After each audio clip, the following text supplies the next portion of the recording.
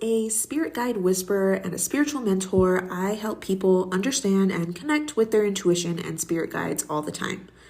On January 6th, for the full moon in Cancer, I will be introducing to you one of my spirit guides that I've been working with for a really long time, the Egyptian goddess Isis. We're going to be doing a transformational energy healing session through guided meditation, and I'm really excited about it. If you guys want to join us for that, sign up. The link is in the bio, as always.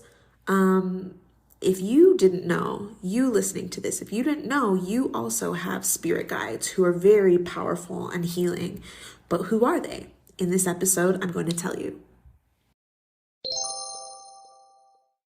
Welcome back to Cosmosis or Whatever. I'm your host, Celia, or Celia Marie 1243.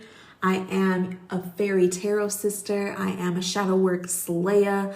I am an intuitive mentor. And on this podcast, we are exploring ways to heal and to grow and to live our best lives. So we talk about tarot and aliens and timeline jumping and spirit guides. And today we are going to talk about your spirit guides. Do you have spirit guides? Who are they? What are they? Why are they here? We'll talk about it all. So who are our spirit guides? What is a spirit guide? A spirit guide is a guide, surprise, who is a spirit, surprise, who is meant to guide you along in your life, right? Everybody has them, whether you know it or not, whether you're aware of them or not. And you can actually have hundreds or thousands of guides at a time. And don't let that overwhelm you, because usually you're not going to be working with that many directly at any given time. They kind of work on a rotational basis, just depending on what your needs are at the time. So for example, some of you may know of one of my spirit guides, like being Carl. That was actually the first extraterrestrial or quote unquote alien guide that I've ever worked with. And I started discovering who he was actually on TikTok Live, I think. I was channeling and he came through very clearly. And through continuous connection, I learned more about him. I gave him a name.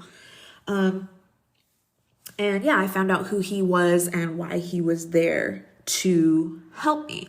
At that time, I was working a lot with extraterrestrial type of things. I was teaching people about starseeds. And so, yeah, that's one of my spirit guides, but I haven't talked to him directly in a while. So spirit guides are kind of like Pokemon. So you collect different ones for different things, right? You're not going to use, I don't know, dang, I haven't watched Pokemon or played Pokemon in forever. You want to use Charizard and Squirtle for the same thing, right? You have to choose which one. And that's kind of how our spirit guides are.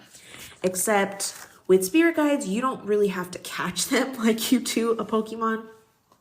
You kind of just have to discover them, and they are always going to be sending you signs and messages. So you just have to be paying attention. And as y'all know, that's what I teach people how to do. So spirit guide can actually be a kind of general term that people use really loosely, people being myself included. But there are different kinds of spirit guides, right? There's kind of like a hierarchy, if you will. So in this episode, I will be breaking down that hierarchy after this. So our spirit guide hierarchy, we are going to start with the ones that are closest to us and then move up to kind of like the higher frequency guides, right? Each of these are going to be kind of on a different level, and this is actually going to be a good order to start working with them in, more or less, right? So first up, we have our higher self. So I think I mentioned it before, but I'll say it again.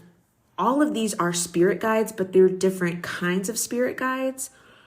I'll get more into it afterwards. Just a disclaimer. So your higher self is your consciousness, right? This is your intuition. This is the one that's closest to you. This higher self is all knowing. It is a representation of your past and present and future self, but it's like this really ominous, like all-knowing being, right? It is you, but just every aspect of you. And so extremely wise, right? It's basically your intuition. They may or may not look like you, and that can probably be a separate episode all its own. But if you are feeling kind of out of alignment, if you're feeling like you can't trust your intuition, your first line of defense is your higher self. I really stress to people working with their higher self first, because if you don't have a good connection with your higher self, some of these other spirit guides that I'm going to name, it'll be hard to work with them because you haven't. Basically, building a relationship with your higher self is going to give you like a bond of trust. My higher self personally is my guardian or my gatekeeper. And so for those of you guys who have studied mediumship with me, you guys will know that your gatekeeper guide is one that basically helps you sort everything out. It's kind of like a bouncer. But if you don't have a good relationship with your higher self, it's going to be very difficult for you to try to decipher other of these types of guides that I'm going to name. So that's important. Higher self first. And then we move on to ancestors, right? So next up is your ancestors or past loved ones, as I'll say sometimes. And your ancestors are people from which you have descended, right? They are your family, but dead. They are your grandmas and grandpas and, whoever has passed away who's related to you. I have known, people who are adopted or stuff like that, and they kind of they get fuzzy around the ancestor thing. So the cool thing is your ancestors also may not necessarily be related by blood. As far as I know, they may also be blood related. I think they might not just be blood related. Some of them may be adopted. And I think some people would argue that your adopted ones are spirit guides, but if it's family, and beyond like just chosen family, right? Because we have that, but they would be considered your ancestors in my scope, right? So, and your ancestors can go all the way back too. These don't have to be people that you know, right? So if you have a grandma or a grandpa who passed away, yes, they're your ancestors, but your great, great, great, great, great, great grandmother is also your ancestor. You may not know anybody that knows anything about her, but she's still your ancestor. There's even, our ancient ones as far as our lineage goes back. And yeah, you don't have to personally know them or know about them. It does help, especially when you're starting ancestral veneration. Next month in January, we're going to have a class on setting up ancestral altars. And I'll talk a little bit more about that in the class. And so like for me, I connect with your ancestors in my mediumship sessions, but it's going to be mostly ones that the person knows. Not all of them are created equal. I feel like I really need to say that. Basically, if somebody wasn't shit in life, they might not be shit in death either, in spirit. Hello, okay? Let me say that. Like, you have to be careful of what ancestors you work with. This isn't to scare anybody. It's just a fair warning, right? If you have, I'll use an example of an actual client that I have. If you have an uncle who terrorized you while he was alive, if he is not done with his soul's evolution in spirit, he may also still come to you and have that essence. So it's very important that when you're working with ancestors, you set the intention that you want to work with ancestors who are only there for your highest good. And it's the same like I was talking about earlier with the Pokemon reference. There's going to be different ancestors for different things. If I am trying to manifest money, I probably won't be giving offerings for that to an ancestor who is broke. all the time, right? If I'm learning how to cook and I want an ancestor to help me with that, I'm not going to channel an ancestor that didn't know how to cook, right? So that's like the Pokemon thing. You have to know which ones you can work with for what stuff. Sometimes that can get fuzzy when you don't know who they are, but through intuition, I've helped a lot of people through mediumship and stuff like that figure out who ancestors might be, even if they didn't necessarily know them, or even just talk to the ancestors that they did know, connect them with them, give them messages, and figure out what they want as far as offerings and stuff like that. Okay, so next up we have our spirit guides. So I know I talked about all of these categories being spirit guides, but I tend to call this category just spirit guides. So these ones are the ones that aren't necessarily related to you, but they are still your guides. So this is going to be, some of them can be, I guess, relatives technically, friends, acquaintances, maybe from your past lives, right?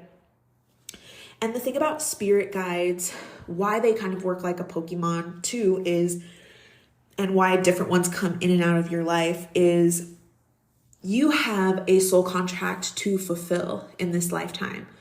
Before you chose to come down here, you laid out the lessons that you wanted to learn. And chances are you kind of got together with your spirit guides and you guys kind of planned out when they would come through and how they were going to help you, right? It's my understanding that spirit guides may also, just depending on who they are, may also have things that they need to achieve karmically as spirits, right? They have different things that they need to do, just like we have things we need to do on earth.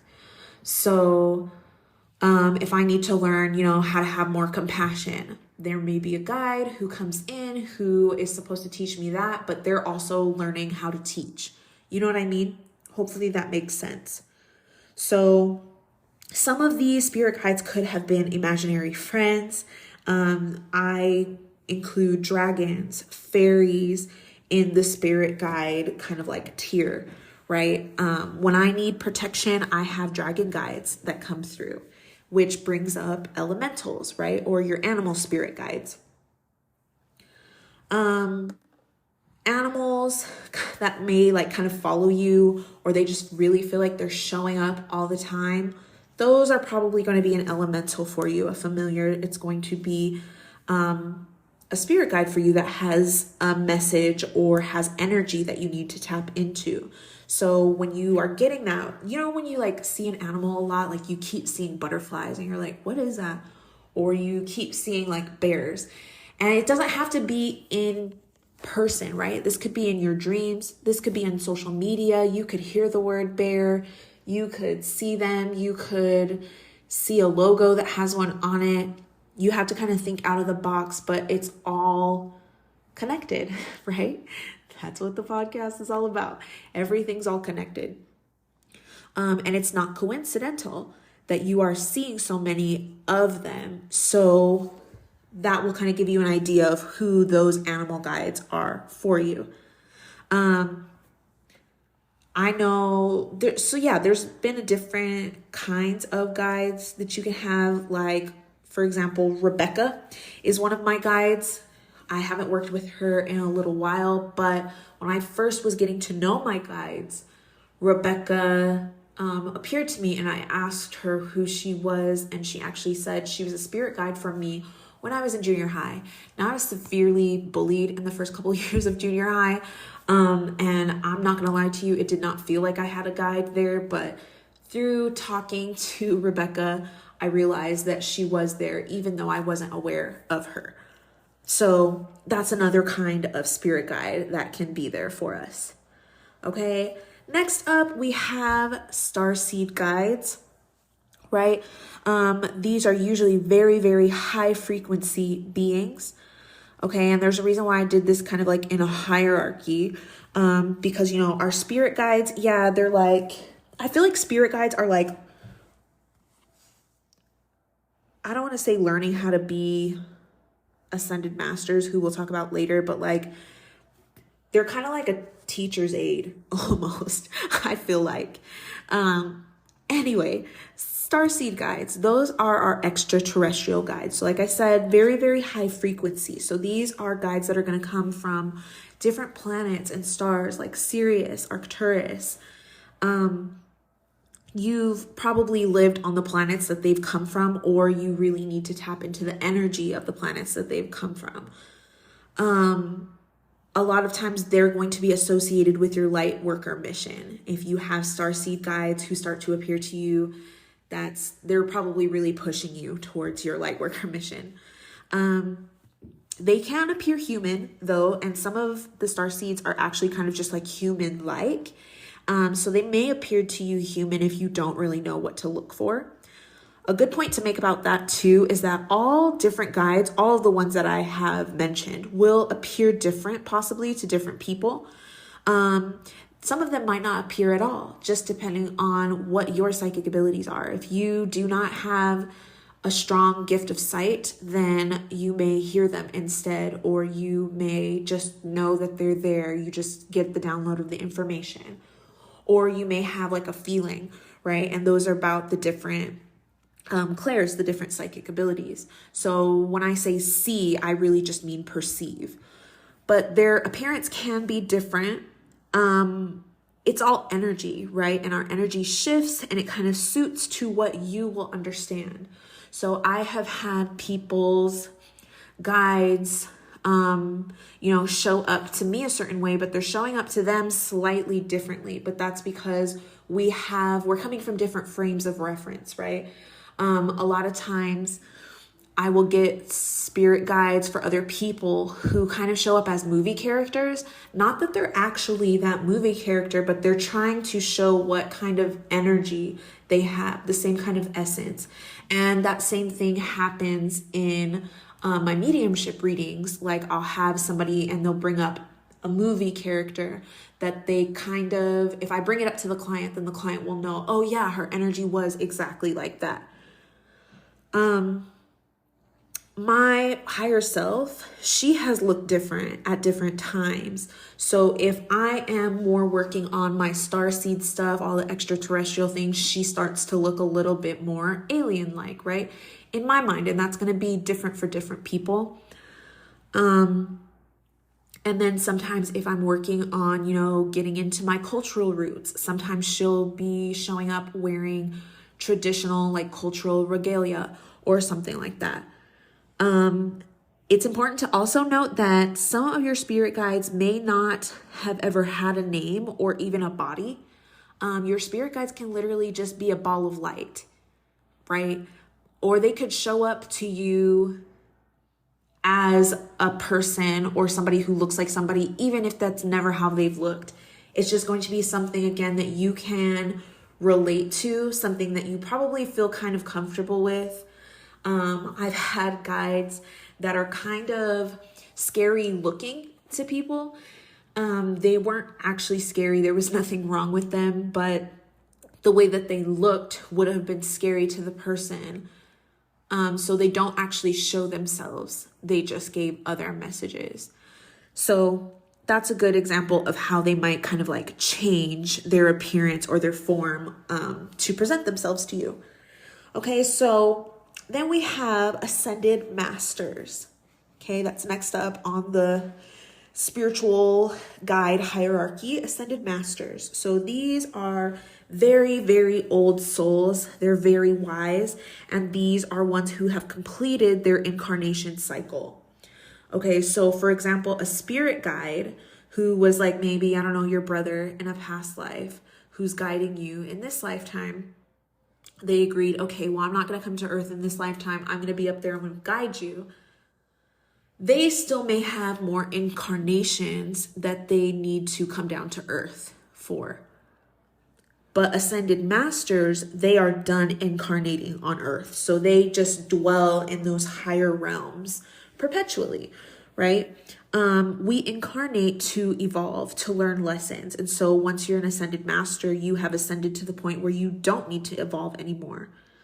So yeah, they can help humanity just in general. They can help, all of us. But they can also come to us as groups or individuals. They come from all different races, all different cultures. So some examples of some ascended masters might be Buddha. Jesus is actually an ascended master, which I think is funny, because people always like, oh, well, have you accepted Jesus as your savior? And there's a lot of different ascended masters that I've worked with, and Jesus is one. Kuan Yin, Krishna, those are all ascended masters. Okay, so then we move to angels and archangels. So those are like the winged people. I think that's more of like a Hollywood portrayal of them. A lot of times when I see angels, they do show up to me that way with like the wings and the white and the gold. But a lot of times they will morph afterwards, or sometimes they will just show up as like balls of light for me. From what I've heard from other people, angels also do not always show up like that. I also know that there are, darker angels and stuff like that. We won't get into that in this episode. But some people say that angels haven't lived any human lives, that they are just, not incarnations. They are just like completely assigned. Sorry, I just had like a brain fart. They are like completely assigned to just helping us from the higher realms. I'm not gonna lie, I'm not really sure about how I feel about that, because I feel like it's different on a case-to-case basis. And I do know that in the case of like ascended masters or even deities, which we will talk about next, you can kind of work your way up the ladder. Not everybody will, but some people can, right? So you can go from being an ascended master to an angel, or you can go from being an angel to a deity, or an ascended master to a deity. That's kind of my understanding. I'm not going to lie, I don't have like a clear-cut way of like how it works, but that's my understanding of it. Okay, so last but not least, we have our deities. So that's going to be our gods and goddesses. Like I said, in my understanding, they can be elevated from ascended masters. They can come from different cultures and different religions. So, they have Hawaiian gods and goddesses, Pele, Hina, Lono, Greek goddesses and gods, Aphrodite, Artemis. Artemis is one of the ones that I've worked with. Apollo, Egyptian goddesses and gods, Anubis, Horus, Isis. I mentioned Isis at the beginning of this. That's one of my guides that I work very closely with for the past couple of years. And like I said earlier, I really want to share that energy. She has a super motherly, healing, magical type of energy. She has helped me a lot with my magic, but also I feel like she is stepping into a more maternal role, especially in this meditation that we're going to be doing on January 6th. So if that sounds like something that you are in need of, a little heart chakra healing, or maybe probably a lot of heart chakra healing, then join us for that meditation. You can sign up on my website, January 6th, 2023. If you're listening to this after that, you can catch us on the next full moon for a different type of meditation or healing ritual. We do it every full moon. So I hope that this has helped you guys understand a little bit more about your guides. If you want to get into who your guides are specifically, that'll have to be a different episode, and it really is on a case-by-case basis, trying to understand who they are, knowing how to communicate with them. That's all relative to you and your energy. I can always give you a reading to help you out, or you can stay tuned for more content. But like I said, I hope this helped, and I will catch you guys in the next one. Bye.